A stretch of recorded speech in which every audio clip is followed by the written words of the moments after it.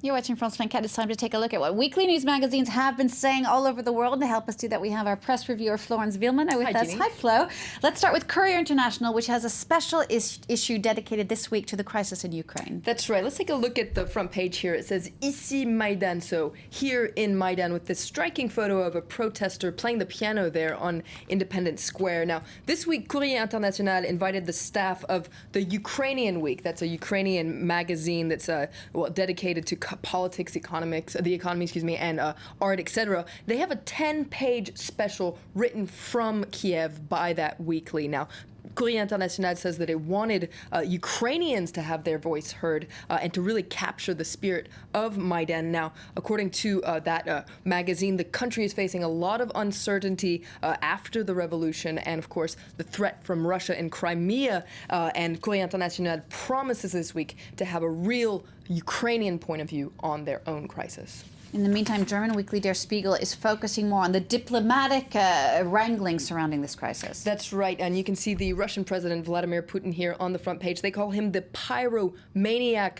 Who will stop him? And you can see there British Prime Minister David Cameron, the U.S. President Barack Obama, and German Chancellor Angela Merkel there trying to reason with him, but Vladimir Putin doesn't seem to be having any of it on the front page. Now, a lot of people in the EU are really counting on the German Chancellor to negotiate with Putin. In the past, she's had somewhat of a special, closer rapport with him because, after all, she grew up in East Germany, so according to a lot of media, she really kind of understands the world that Putin is coming from. And on top of that, she speaks Russian, so she's had Putin on the phone several times since the crisis began, but a lot of papers are saying that the limits of that rapport are starting to be seen. All right, let's move on now to some other news. Jeune Afrique magazine is focusing on the upcoming presidential election in Algeria. That's right, and much like a king or an emperor, here they have a picture of President Abdelaziz Bouteflika, and they call it Bouteflika 4, Bouteflika 4 there, the secrets of a proclaimed re-election. Now, that photo there was taken on March the 3rd when he formally registered his candidacy for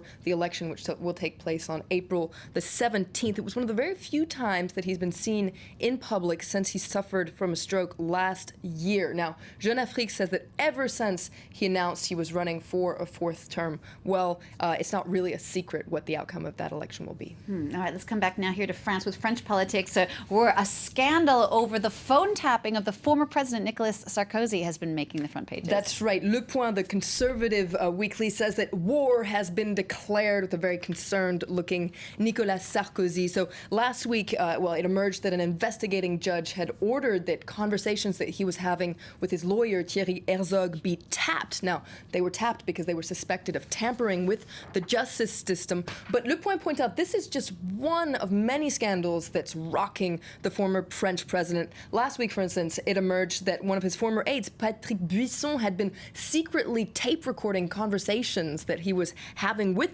Sarkozy when he was president. Now, Nouvelle Obs takes a look at what Sarkozy is afraid of here. Everybody's listening to Sarkozy, but is anyone hearing him? That's what Nouvelle Obs wonders. He's been betrayed by his friends. Judges are on his heels now. It seems like none of the heavyweights in his party, though, are really coming to his defense. But one person that is on the front page of Paris Match, and that's his wife, Carla Bruni. You can see here that she wants to fight for him. And according to a lot of people in their entourage, she is much more riled up and fired up about this whole thing than he is, in fact.